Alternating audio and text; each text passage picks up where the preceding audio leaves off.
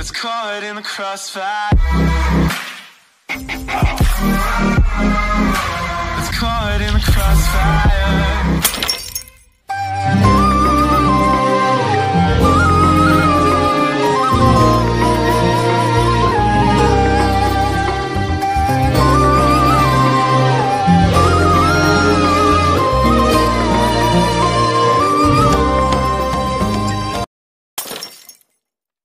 Assalamualaikum warahmatullahi wabarakatuh. Pagi ini saya masih ada di rumah saya jam 7.30. Oke, kali ini saya akan membuat konten yang terhit, terhop, yang selalu memberi motivasi untuk anak bangsa, guys. Sebelum saya memulai pembicaraan saya, silakan subscribe dulu, guys, channel Ahmad Ipai di bawah ini. Karena subscribe itu gratis tanpa bayar, guys. Ketika engkau subscribe channel ini, maka engkau mendukung channel ini untuk selalu mengupload video setiap hari, video yang memberi motivasi, guys. Oh, kayak ceramah saya ini ya. Oke, enjoy. Oke, guys, kita pagi ini akan pergi ke rumah Zulkarnain, seorang hafiz Al-Quran. Nah, pada saat itu kita akan wawancara bagaimana sih cara tips untuk menjadi seorang hafiz Al-Quran. Oke, guys, sebelum kita pergi menuju ke rumah Kak Zul, terlebih dulu saya akan menelponnya lah biar ada kepastian. Halo?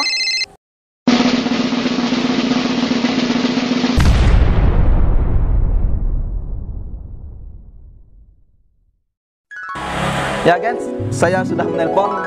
Katanya Kak Zul sudah siap di rumah untuk menunggu. Bagaimana sih tips menjadi seorang penghafal Al-Quran, dan apa sih menjadi motivasi untuk dirinya? Saya sekarang sudah berada di depan pintu mobil saya. Saya akan menuju ke rumah Kak Zul dengan menggunakan mobil kedua saya, Lamborghini Arus. Iya. Ya, selalu ikuti konten saya, like, share, and comment. Jangan lupa ya, ikuti terus konten saya, karena saya akan pergi ke rumah Kak Zul dengan menggunakan Lamborghini saya. Oke.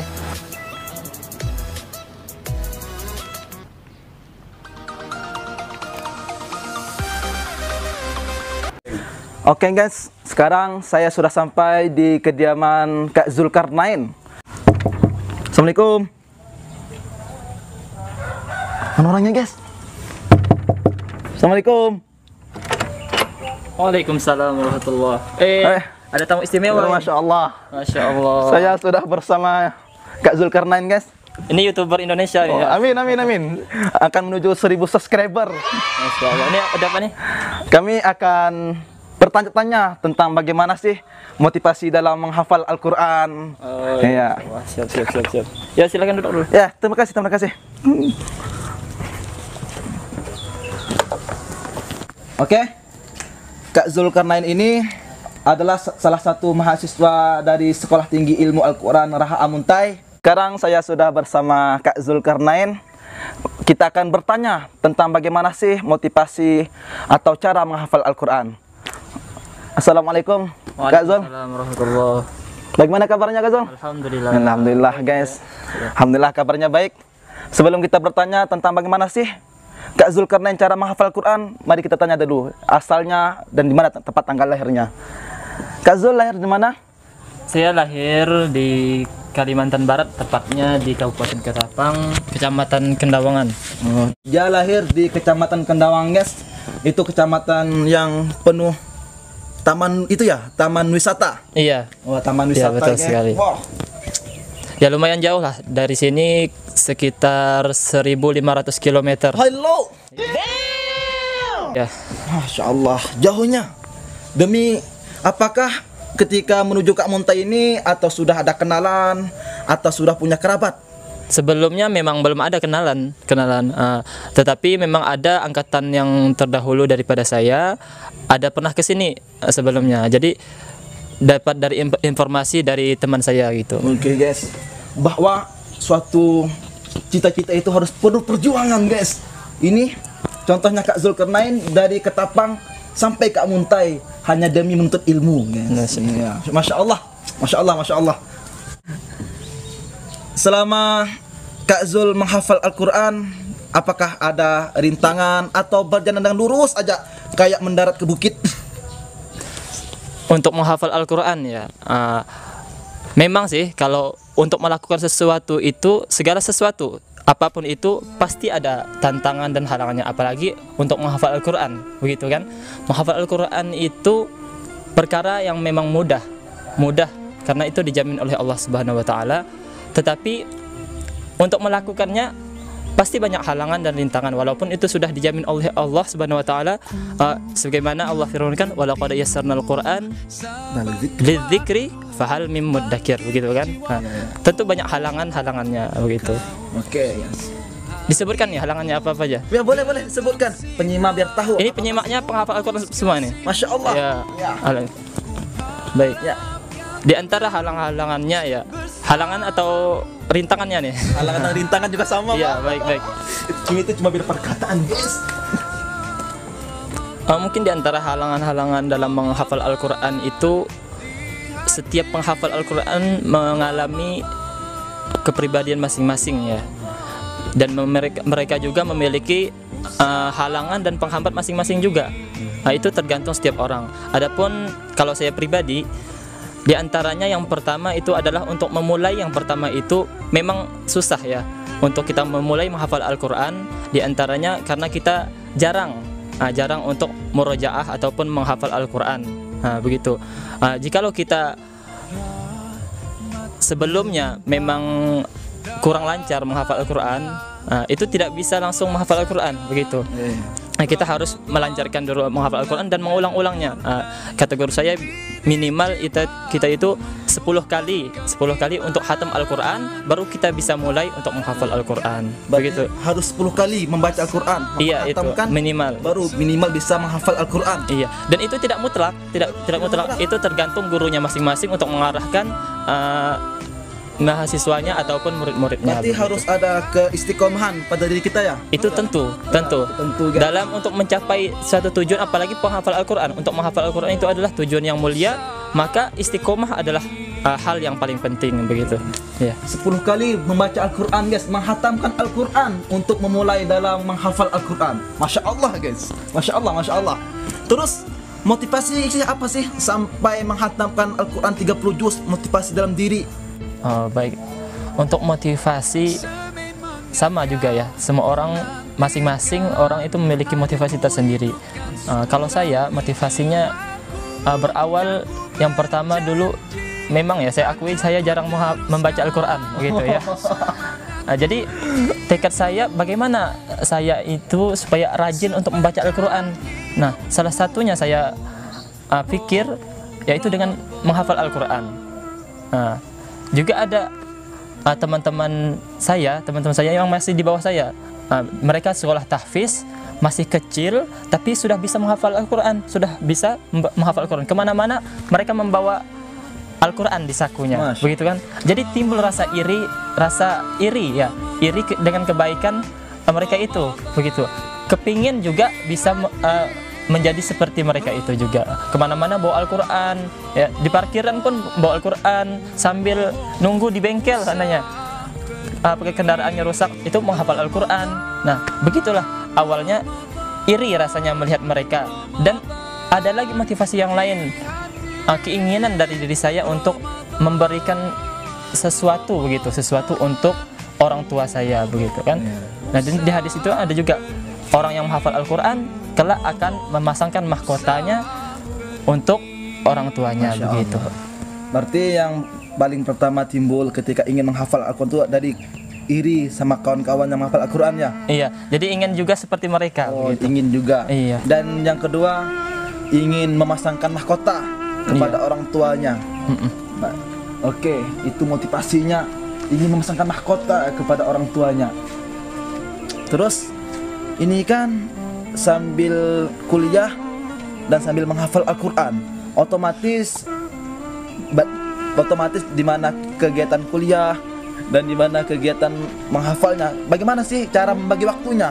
Ini kan kebanyakan anak-anak, kan kebanyakan para remaja sekarang itu alasannya sibuk dengan kuliah, sibuk dengan tugas.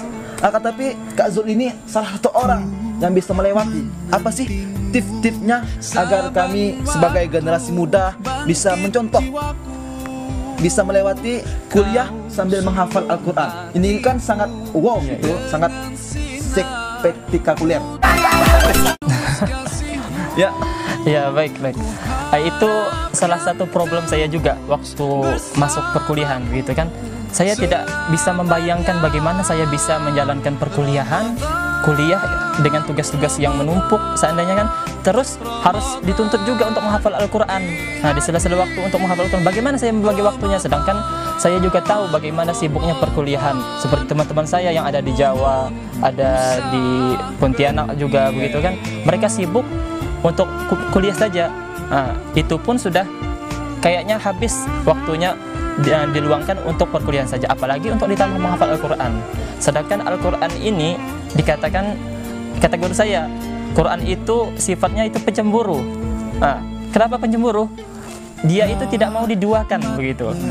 Nah, katanya begitu, tidak mau diduakan, tidak mau Al-Quran itu dicampur dengan kegiatan-kegiatan lain. Kita harus fokus. Nah, kita harus meluangkan waktu, kita harus mujahadah terhadap Al-Quran itu. Kita harus meluangkan waktu kita itu fokus untuk Al-Quran.